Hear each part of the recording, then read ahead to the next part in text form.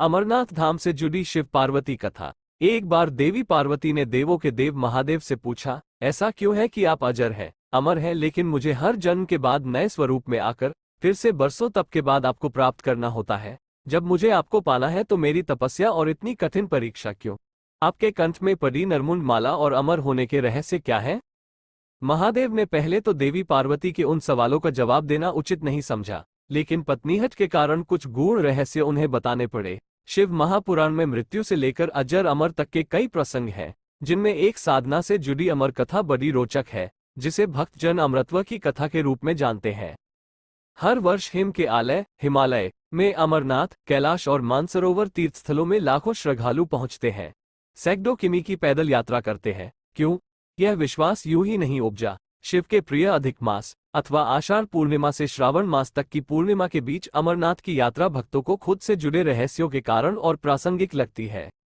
पौराणिक मान्यताओं के अनुसार अमरनाथ की गुफा ही वह स्थान है जहां भगवान शिव ने पार्वती को अमर होने के गुप्त रहस्य बतलाए थे। उस दौरान उन दो ज्योतियों के अलावा तीसरा वहां कई प्राणी नहीं था, न महादेव का नंदी और न ही उनका नाग, न सिर पे गंगा और न ही गणपति कार्तिकेय।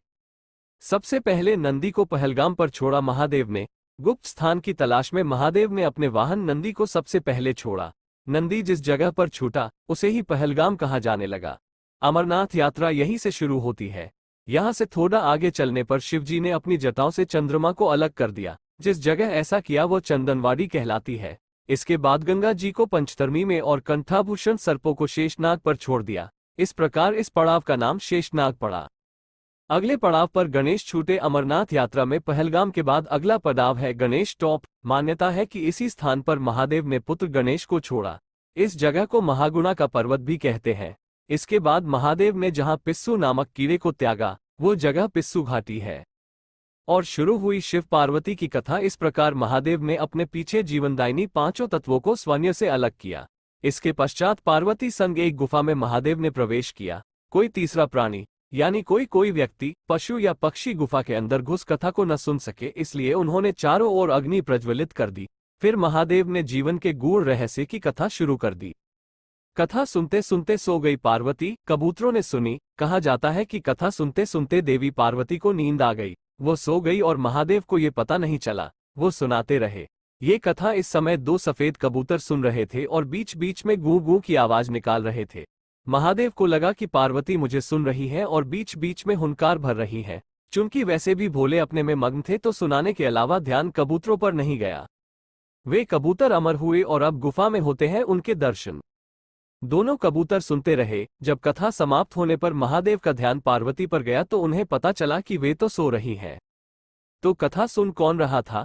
उनकी दृष्टि तब दो कबूतरों पर पड़ी तो महादेव को क्रोध आ गया। वहीं कबूतर का जोड़ा उनकी शरण में आ गया और बोला, भगवान, हमने आपसे अमर कथा सुनी है।